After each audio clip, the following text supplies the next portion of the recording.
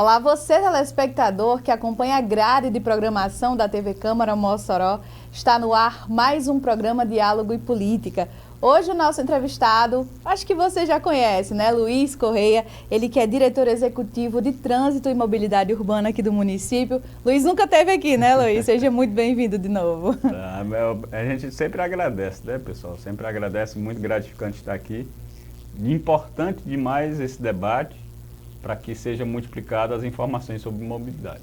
Hoje nós vamos entender um pouquinho, né, como funciona o trabalho da Guarda de Trânsito Municipal aqui de Mossoró, mas também entender como vai ficar o trabalho, né, a partir de agora, com novas atribuições, né, que foram colocadas aí para essa categoria. Vamos começar falando como funciona atualmente, né, a Guarda.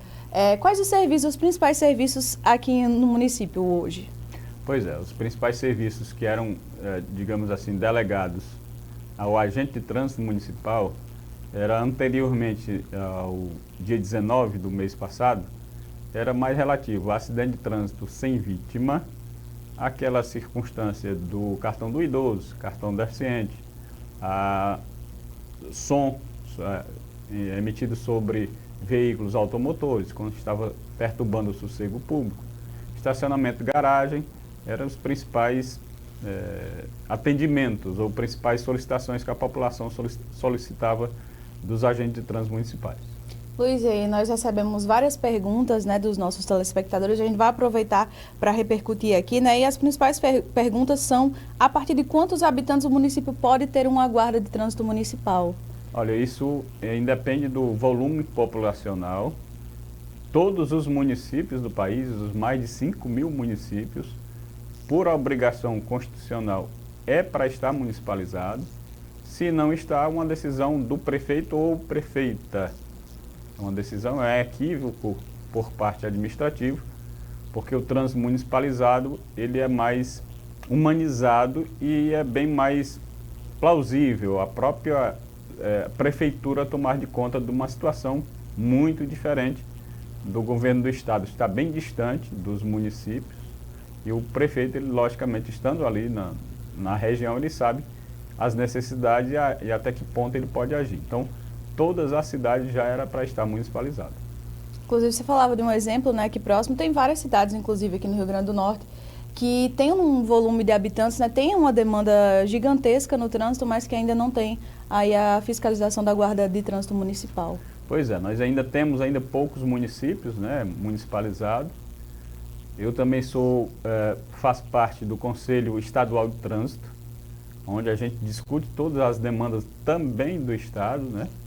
E a gente percebe que tem muito município aí que era necessário, de extrema importância, já está esse quesito em ação, porque aqui ao nosso redor, Tarcísio Maia recebe um volume muito grande de pessoas vindo de outras cidades em função de acidente de trânsito. Será se esses locais com trânsito municipalizado não iria também interferir na quantidade de pessoas vitimadas em acidente de trânsito e não reduziria a quantidade de gente hoje no Tarcísio Maia? Com certeza, né, pessoal? Se nós tivermos um trânsito municipalizado, onde tem educação para o trânsito, setor de engenharia e setor de fiscalização, com certeza diminui a quantidade de acidente de trânsito na região. E aí é justamente esse o ponto, né? Muitos municípios, muitos gestores, né, se preocupam com a oneração da folha, né, com os gastos públicos, mas não veem a forma preventiva que isso pode ser positivo para o município, né? Quanto mais prevenção, inclusive, a Guarda é responsável pela educação no trânsito, né? Isso é um ponto também muito bacana. Com certeza, muito bem pontuado. E, às vezes, esse cálculo financeiro, ele só lembra daquele montante que está saindo de uma única vez. Mas vai lá, o seu munícipe, ele está sendo sequelado, ele sofreu um acidente, não foi vítima fatal, mas perdeu um membro. Será se ele, financeiramente, ele não está onerando o município? Ele não está prejudicando o desenvolvimento de uma família do seu município? Então, se for feito um estudo, um levantamento bem detalhado dessa situação, com certeza esse município também está perdendo dinheiro com acidentes de trânsito, quer seja por vítima ou quer seja por sequela. Verdade. Luiz, e outra preocupação também dos condutores é quanto à sinalização, né? Muitas placas, muitas regras para memorizar. E também tem uma pergunta aqui quanto à zona azul, né? Como ela funciona, né? Como é que é estabelecida ali os critérios e como é que a guarda fiscaliza ali o uso? A zona azul é um instrumento muito interessante que a gente diz que é uma democratização do espaço público.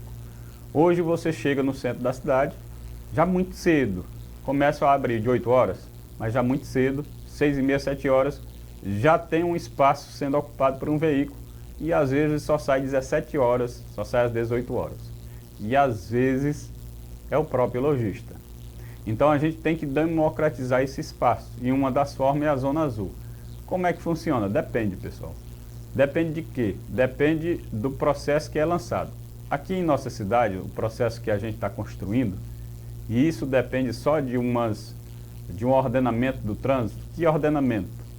Se a gente lançar a zona azul, hoje ainda tem muito camelô no meio da rua.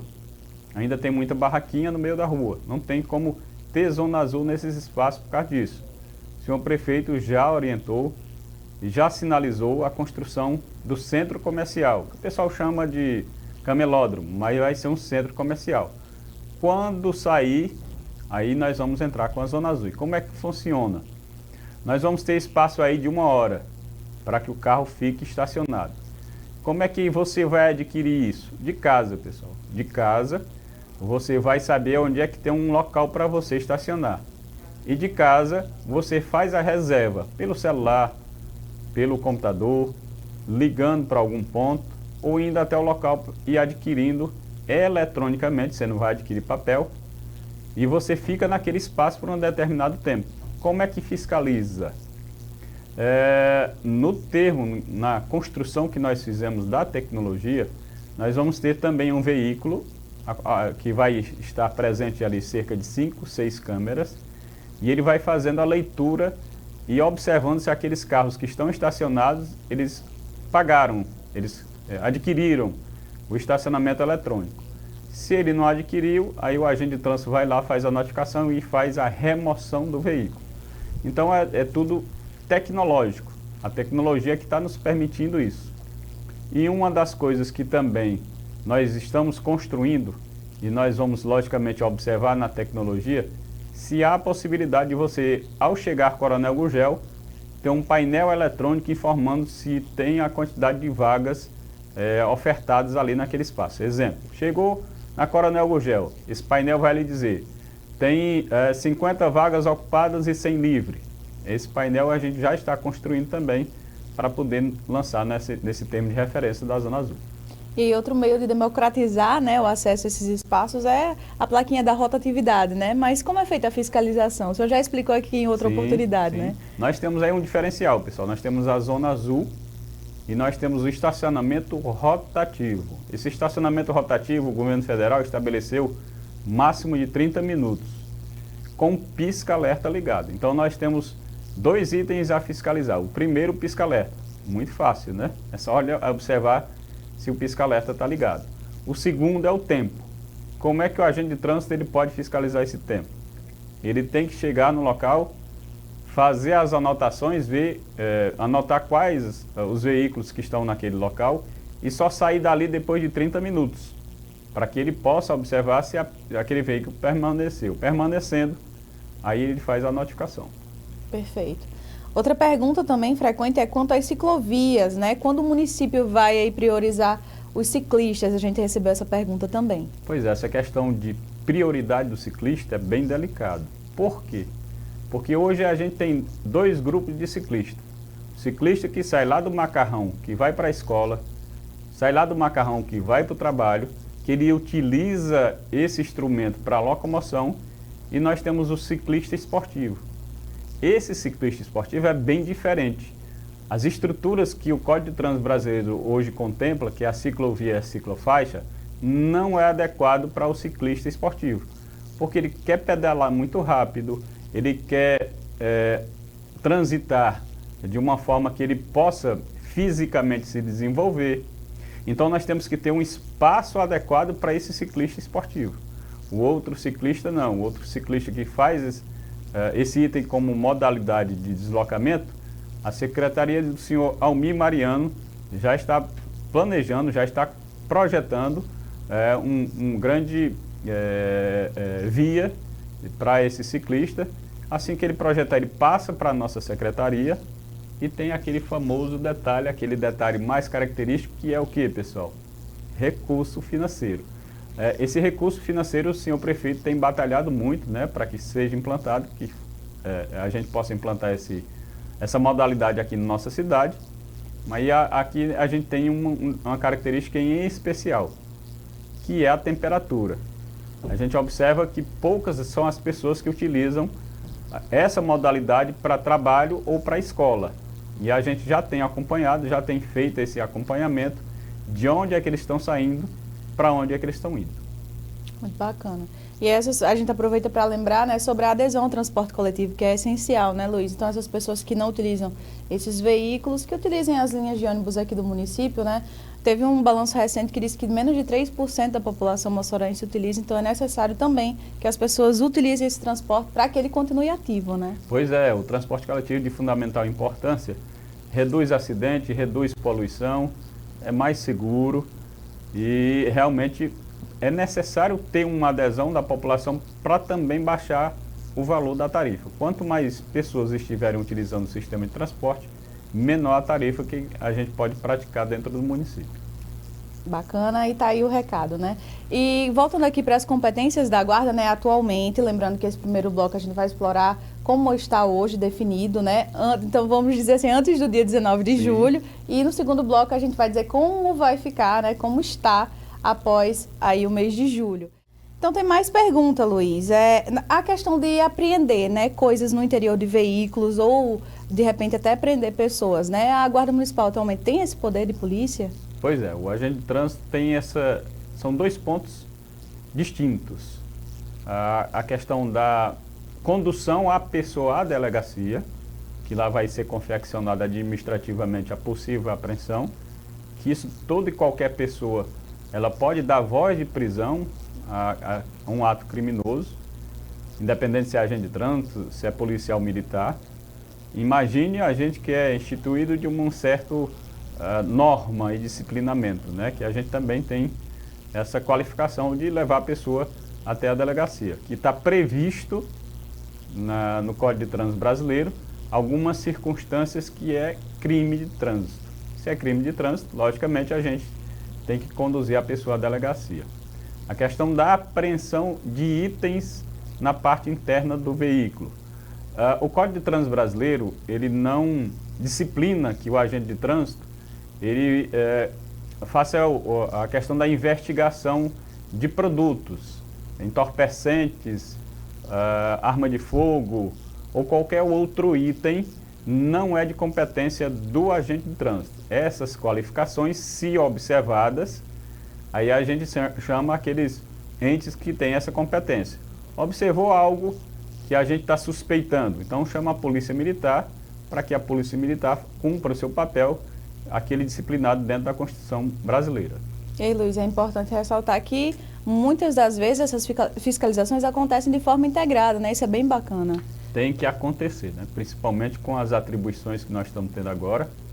O agente de trânsito, por enquanto, ele não é autorizado o porte de arma de fogo funcional. É lógico que tem alguns agentes de trânsito que têm o porte de arma de fogo de maneira particular e não funcional. Como nós não temos o porte de arma, é de extrema importância que a gente se adeque a essas situações e trabalhe juntamente com a Polícia Militar, com a PRF, com a própria Guarda Municipal, para que a gente possa trabalhar de forma segura. Nós já nos deparamos com várias situações. Eu mesmo, particularmente, já abordei pessoas que eram criminosos, que tinham fugido de delegacia, a gente não sabia. Já abordamos pessoas com arma de fogo no interior do veículo, sem poder estar com arma de fogo, e a gente, logicamente, destituído de nenhum tipo de armamento, né?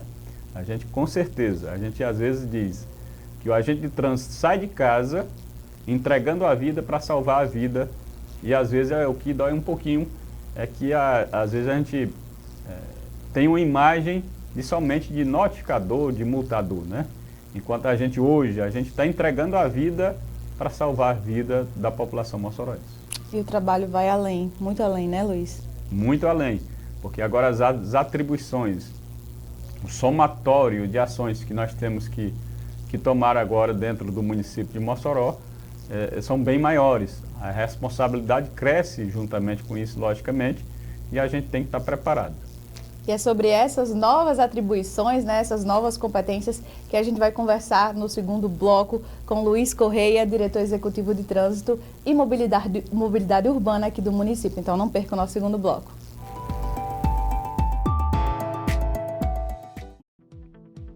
Você conhece a importância da Receita Federal para o Brasil?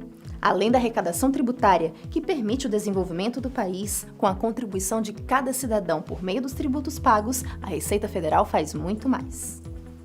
Ela assegura com eficiência a entrada desses recursos nos cofres públicos, sendo responsável por quase toda a receita tributária da União. E isso é só uma parte do trabalho realizado. A fiscalização atua com respeito ao cidadão e justiça social no combate à sonegação, focando em pessoas e empresas com indícios de irregularidade. Acordos firmados pela Receita Federal com outros países e organismos internacionais permitem a identificação de valores mantidos no exterior em situação suspeita ou mesmo detalhes de operações fraudulentas com o objetivo de sonegar tributos.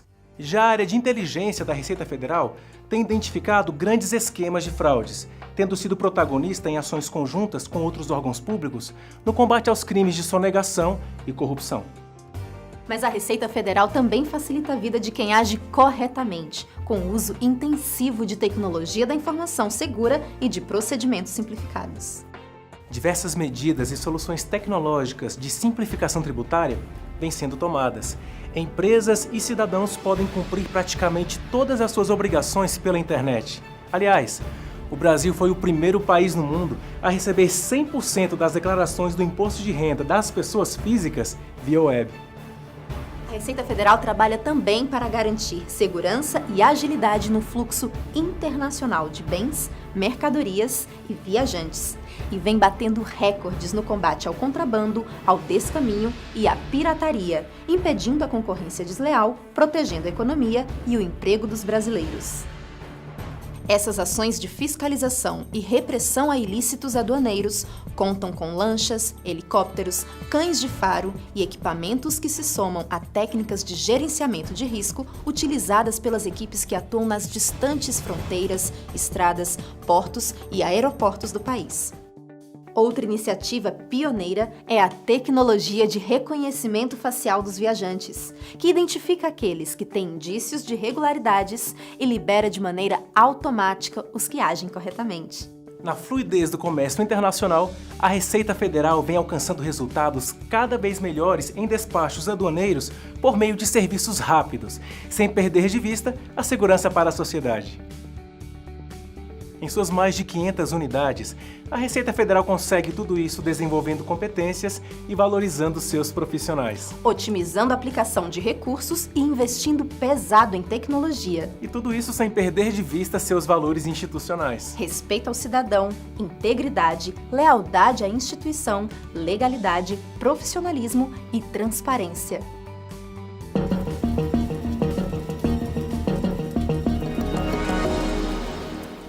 O governo do RN tem muito trabalho por você. Os parques eólicos no RN tiveram 13 bilhões contratados no último leilão nacional, porque o Rio Grande tem norte. E está na direção certa.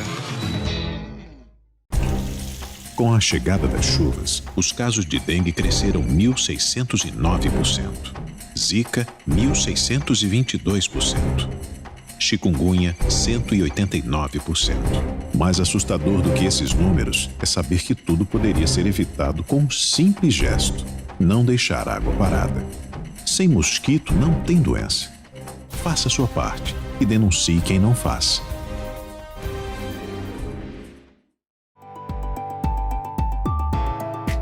Estamos de volta para o segundo bloco do programa Diálogo e Política. Hoje o nosso entrevistado é Luiz Correia, diretor executivo de Trânsito e Mobilidade Urbana aqui de Mossoró, para falar um pouquinho sobre as novas atribuições da Guarda Municipal de Trânsito, né, dos agentes de trânsito.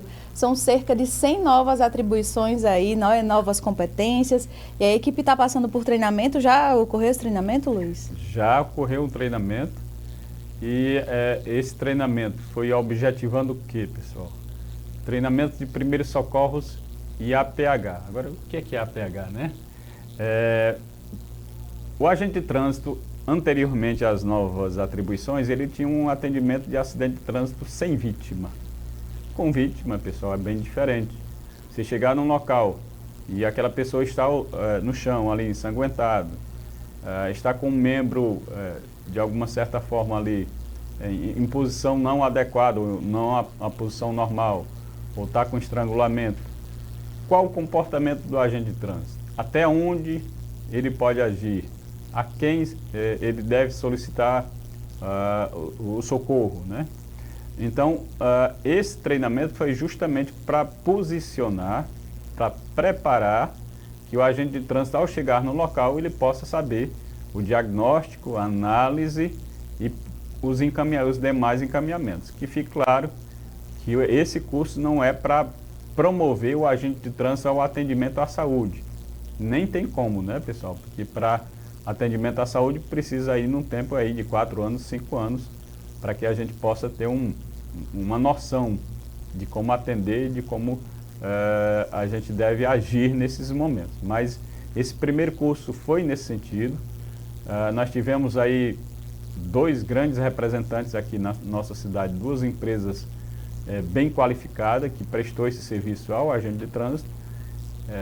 E interessante, essas novas atribuições que foram delegadas pelo governo federal no dia 19, ela foi para todo o território nacional. Foi pego de surpresa, todos os municípios.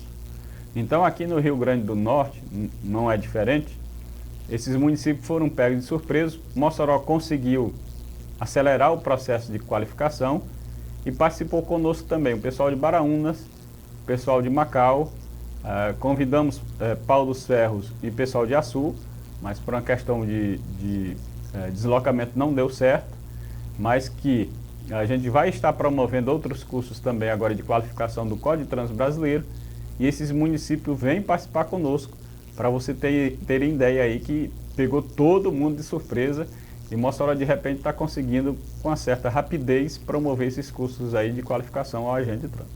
Basicamente menos de um mês, né, para que ocorressem essas adequações do dia 19 para atualmente, né, dia 19 foi o dia que foi instituído. Nós tivemos um dia.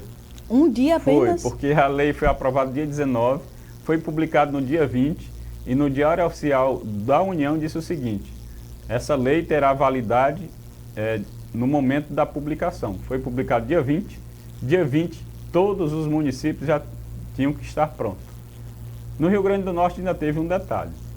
Sabendo dessas alterações, o Ministério Público Estadual recomendou, e o Estado aceitou, que o policial rodoviário estadual se abstenha de atender os acidentes de trânsito. O que é isso, pessoal? De repente eu estou precisando de algum serviço, eu ligo para o 190, aí o atendente vai dizer: olha, o Estado não pode atender, quem tem essa competência é o agente de trânsito municipal. Tudo bem. Então saiu de todos os municípios. Imagine, pessoal, um município de Baraunas, que é municipalizado, que não tem agente de trânsito, como é que fica essa situação?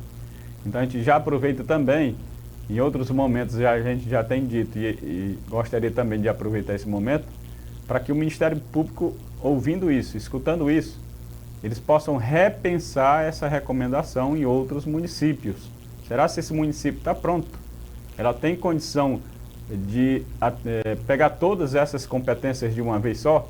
Não seria necessário um tempo hábil? Então, que o Ministério Público também possa repensar essa recomendação e ajudar os outros municípios. Eu estou falando isso como conselheiro do Conselho Estadual de Trânsito, e, logicamente, representando aqui os municípios que estão sofrendo com isso. E esse tempo de adequação mais que necessário, né? Afinal de contas, existia o costume, né? Sim, existia ali sim. as atribuições e competências para o departamento estadual, de repente passou tudo para a competência do município e num tempo que... Um dia. Um dia. E isso não exige só preparação de conhecimento do Código de Trânsito Brasileiro, não. Exige uma contratação de equipe para remoção e guarda de veículo, exige compra de equipamento do tipo etilômetro, os outros equipamentos para aferição de película automotiva. Ela exige também uma questão documental, como é que você vai construir o boletim de ocorrência de acidente com vítima. Então, é uma série de etapas que tem que ser vencidas para que o município ele possa fazer aquilo que o Código de Trânsito Brasileiro hoje está ordenando. O nosso município, repito, ele conseguiu em tempo recorde, em tempo hábil, porque já estava se preparando para isso, atender todas essas circunstâncias. Outros municípios não, ainda estão patinando em relação a essas novas atribuições. E aí, o senhor também é conselheiro, né? O senhor destacou aqui. Sim. E o senhor acha que é necessário mesmo que haja essas novas atribuições? Foi necessário ou ainda precisava de um tempo maior para ser adequado? A gente sempre lutava por isso, né? A categoria lutava por isso. Eu, como conselheiro estadual de trânsito e também como membro do Conselho Nacional de Trânsito, que a gente também é membro do CONTRAN, a gente sabia dessa necessidade. Agora, que existisse um tempo hábil para que os municípios pudessem se adequar a cada um desses itens tão importantes. Era uma luta da categoria pelo seguinte, você imagina o seguinte, antes de 2019, eu vou lançar aqui um exemplo de como estava distorcido. Existia aqui nas proximidades da TV Câmara, numa ponta existia o agente de trânsito estadual, na outra ponta o agente de trânsito municipal. Ia passando uma motocicleta, condutor com capacete e o usuário ou o passageiro sem capacete. O policial rodoviário estadual não podia fazer a multa porque não estava previsto dentro do Código de Trânsito Brasileiro. Chegasse lá na frente, o agente de trânsito podia fazer a multa, mas não podia fazer a multa por falta de habilitação, porque o condutor não tinha habilitação. Então era uma distorção. E agora não. Todas as atribuições foram delegadas de forma recíproca, existindo algumas exceções, mais para o Estado do que para o município. Mas hoje o município, o agente transmunicipal, está apto e é uma obrigação e um dever dele agora. Fiscalizar condutor veicular, se tem CNH, fiscalizar se o veículo está documentalmente em dias, fiscalizar teor alcoólico, utilizando o etilômetro, mais conhecido como bafômetro, fiscalizar a questão de alteração do equipamento, como o famoso cano esporte, entre outras atribuições, entre outros itens importantes, como carro clonado, carro com queixa e furto. São várias as atribuições agora também delegadas ao agente de trânsito municipal. Para fazer essa fiscalização, né, do carro clonado, para ver especificamente esses detalhes dos veículos, vocês têm um sistema de monitoramento de câmeras, né, inclusive muito moderno, que está sendo feito testes aqui em Mossoró, né? Nós estamos testando, inclusive, pessoal, foi até matéria aí de fake news, dizendo que a prefeitura estava espalhando equipamento para multar, que a multa ia começar lá da Antônio Vieira de Sá até o estádio municipal, todo mundo estava sendo monitorado. Não foi bem assim não, pessoal. Aquele equipamento é um equipamento de teste. Você que está nos assistindo, precisa aí de uma caneta. Você vai numa livraria, no supermercado, compra rapidamente. O ente público, para comprar alguma coisa, ele precisa vencer etapas, que é o processo licitatório. A gente constrói ali um termo de referência dizendo, olha, a caneta que eu quero é com a tampa azul, tipo de bocal, qual a cor da tinta. São vários itens que têm que ser construídos no documento. A empresa diz que tem todos esses itens e faz a amostragem. O que a gente estava fazendo lá era justamente verificando se aquele equipamento é o que nós queremos. Mas aquele equipamento é só para controle de velocidade? Não. Ele conta quantos carros transitam naquele espaço. Na João da Escócia, por exemplo, 20 mil automóveis por dia, só numa faixa. Na outra, mais 20 mil, né, pessoal? Ou cerca de 20 mil. Se aquele carro está vindo de Baraunas, Governador, se aquele carro está vindo da Nova Betânia para o centro, se é motocicleta, se é bicicleta, se é carro, se é caminhão, se é carro clonado, se tem queixa de furto e roubo. Então, são vários itens que esse equipamento ele consegue monitorar e auxilia muito na fiscalização. É uma questão também muito mais de segurança do que propriamente para punir ali as pessoas que estão infringindo, né? Pois é, perceba que o agente de trânsito ele já está saindo da seara de fiscalização de trânsito e entrando numa outra seara que é segurança pública. O menos seguro nessa situação é o agente de trânsito, porque ele não tem como se defender de várias circunstâncias perigosas que ele está adentrando neste momento. Mas nós estamos saindo de uma área que era tipicamente de fiscalização, basicamente de fiscalização, e entrando dentro da natureza de segurança pública, com carro clonado, carro com queixa de furto e outros itens que estão sendo dinamizados dentro do trânsito. Um cara sai do Belo Horizonte, vai lá para o Santo Antônio, ele vai cometer um homicídio. Ele vai de quê, pessoal? De moto ou de carro. Ele vai fazer um assalto, ele vai de moto ou de carro. Quem se depara primeiro com essa situação? O agente de trânsito municipal. Tá aí. Então, muito esclarecido e necessário, né? Para que as pessoas também entendam e não compartilhem fake news, né? A respeito da segurança, das infrações de trânsito e da fiscalização, sobretudo, né? Pois é, o pessoal, quando saiu essa matériazinha das novas atribuições, que foi por intermédio da Lei 14.599, 2023, aproveitar e multiplicar essa informação. Ontem o pessoal, até um advogado nos ligou pedindo: Luiz, qual é o número da lei? Está aí para vocês que não sabem, 14.599, 19 de julho de 2023, publicado no dia 20. Essas novas atribuições, ela nos amplia muito esse horizonte aí dessas fiscalizações tão importantes. E não espalhe, por favor, pessoal, fake news, não espalhe pavor, temor à população, dizendo que agora a coisa vai piorar demais, que agora ninguém vai conseguir andar. Vai permanecer como estava, apenas houve um somatório de pessoas aptas e qualificadas a fazer as fiscalizações. Então, vai ficar o Estado, vai ficar o município e vai ficar a União, através da Polícia Rodoviária Federal também, exercendo seu papel e garantindo a sua segurança.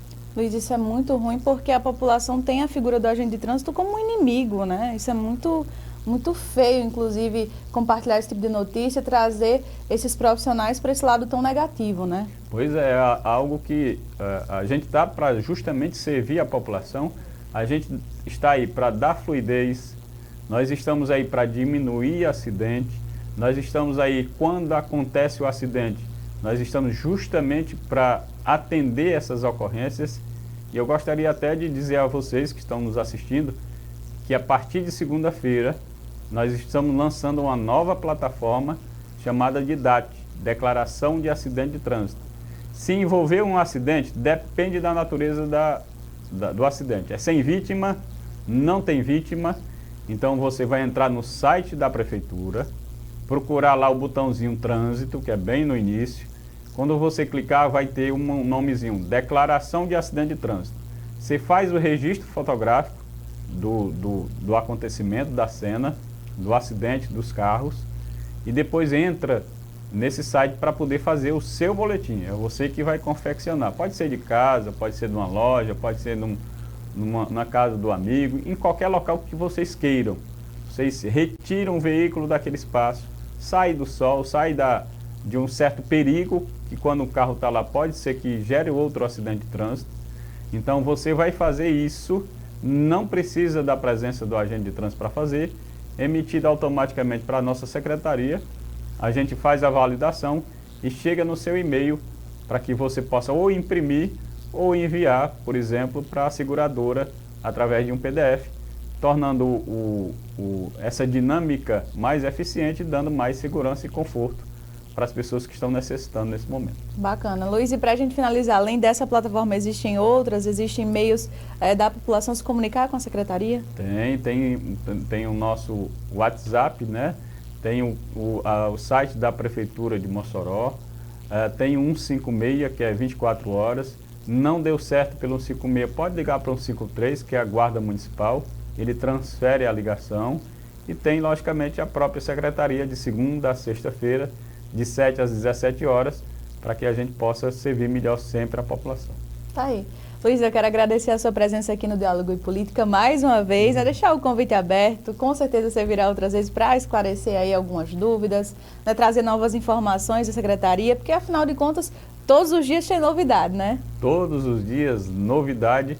A gente tem 380 artigos, mas tem mais de 900 alterações. Então, não é todo mundo que acompanha. Sempre muito importante esse espaço, que a gente possa estar multiplicando essas informações, e é sempre um prazer estar conversando com vocês e participando aqui do programa. Mais uma vez, muito obrigada pela presença. E você que acompanha, o programa Diálogo e Política, você já sabe, os nossos encontros acontecem sempre às sextas, 7 da noite, pelos canais 23.2 da TCM e também pelo canal 2 da Telecab. Perdeu o nosso encontro? Não tem problema. É só buscar por TV Câmara Mossoró no YouTube e ficar por dentro de todos os nossos conteúdos, todos os nossos programas. Muito obrigada pela sua companhia e até o próximo Diálogo e Política.